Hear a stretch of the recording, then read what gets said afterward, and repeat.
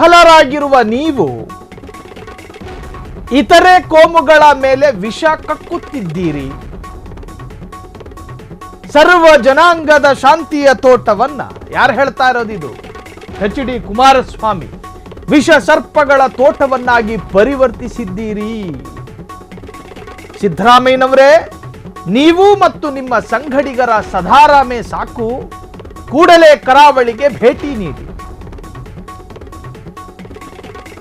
ಮಳೆ ಕೊಲೆಗಳಿಂದ ತತ್ತರಿಸಿರುವ ಅಲ್ಲಿನ ಜನತೆಗೆ ಧೈರ್ಯ ತುಂಬಿ ಪ್ರಕೃತಿ ಪ್ರೇರಿತ ಮಳೆ ವಿಕೋಪ ಜೊತೆಗೆ ನಿಮ್ಮ ಪಕ್ಷ ಪ್ರೇಷಿತ ಕೊಲೆ ವಿಕೋಪಕ್ಕೆ ಪರಿಹಾರ ಕಂಡುಕೊಳ್ಳಿ.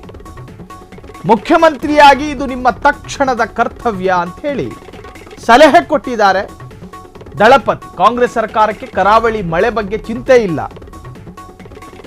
ಆದರೆ ಕರಾವಳಿಯ ಕೊಲೆಗಳ ಬಗ್ಗೆ ಎಲ್ಲಿಲ್ಲದ ಕಾಳಜಿ ಅಂತ ಹೇಳಿ ಮೈನಾರಿಟಿಯನ್ನು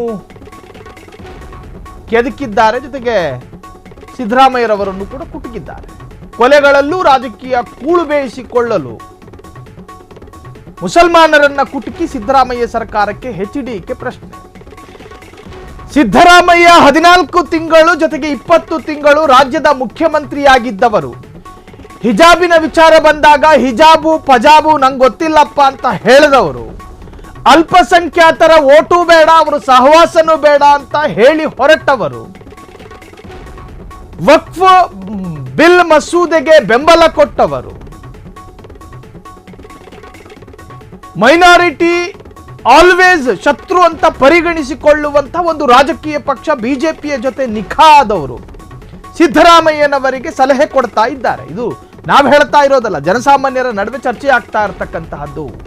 ನೀವೇನ್ ಕೊಟ್ಟಿದ್ರಿ ಆ ಸಮುದಾಯಕ್ಕೆ ಅಂತ ಹೇಳಿ ಸಿದ್ದರಾಮಯ್ಯನವರು ಪ್ರಶ್ನೆ ಮಾಡ್ತಾ ಇದ್ದಾರೆ. ಸರಿಯಾಗೇ ಇದೆ. ಆ ಸಮುದಾಯಕ್ಕೆ ಏನ್ ಕೊಟ್ರಿ? ಕರಾವಳಿಯಲ್ಲಿ ಆಗುವಂತಹ ಮಳೆಯ ಬಗ್ಗೆ ನಿಮಗೆ ಟೆನ್ಷನ್ ಇಲ್ಲ, ಅಲ್ಲಾಗುವಂತಹ ಕೊಲೆಗಳ ಬಗ್ಗೆ ಭಾರಿ ಆಸಕ್ತಿ ನಿಮ್ಮಗಳಿಗೆ. ಇದು ಕುಮಾರಸ್ವಾಮಿ ಹೇಳ್ತಾ ಇರೋದು. ಎಕ್ಸ್ ಸಿಎಂ ಹಾಲಿ ಸಿಎಂಗೆ ಕೊಡ್ತಾ ಇರತಕ್ಕಂತಹ ಟಾಂಗ್ ಇದು. ಅಲ್ಲಿನ ಕೊಲೆಗಳಲ್ಲಿ ಕೂಳು ಬೇಯಿಸಿಕೊಳ್ತಾ ಇದ್ದೀರಿ ಅಂತ ಹೇಳಿ ಸ್ವಾರಸ್ಯಕರವಾಗಿ ಆ ಸಾಲನ್ನು ಬರ್ಕೊಂಡಿದ್ದಾರೆ. ಕುಮಾರಸ್ವಾಮಿ 14 ತಿಂಗಳು ರಾಜ್ಯದ ಮುಖ್ಯಮಂತ್ರಿ ಆಗಿದ್ರಲ್ಲ, ಅದಾದ ನಂತರ 2ನೇ ಬಾರಿ 20 ತಿಂಗಳು ಮುಖ್ಯಮಂತ್ರಿ ಆಗಿದ್ದಾಗ ಮಂಗಳೂರಿನಲ್ಲಿ ಕೊಲೆಗಳೇ ಆಗ್ಲಿಲ್ವಾ? ಪರಿಹಾರ ಕೊಡೋದಕ್ಕೆ ಅದು ಎಲ್ಲಿ ಕೂತಿದ್ರು ಕುಮಾರಣ್ಣ? ಓಡಾಡ್ಕೊಂಡು ಬಂದ್ರು ಮಂಗಳೂರಿಗೆ. ಆ ಸಂದರ್ಭದಲ್ಲೂ ಮಳೆ ಆಗ್ತಾ ಇತ್ತು. ನನಗೆ ಬೇಡ ಅಂದ್ರು, ನಿಮ್ಮ ಪರಿಹಾರದ ಹಣನೇ ಬೇಡ ಅಂತ ಆ ಕುಟುಂಬ. ಆದರೂ ಕೂಡ ಪಕ್ಕದಲ್ಲೇ ಕೂತ್ಕೊಂಡಿದ್ದ ಸಿಎಂ ಸಿದ್ದರಾಮಯ್ಯ ಪಾಪ ಸಂತ್ರಸ್ತರು ಏನೋ ಕೈಗೆ ಕೊಟ್ಬಿಟ್ರು ಬಲವಂತವಾಗಿ. ಆ ಸಂದರ್ಭದಲ್ಲೂ ಕೊಲೆಗಳಾಗಿದೆ.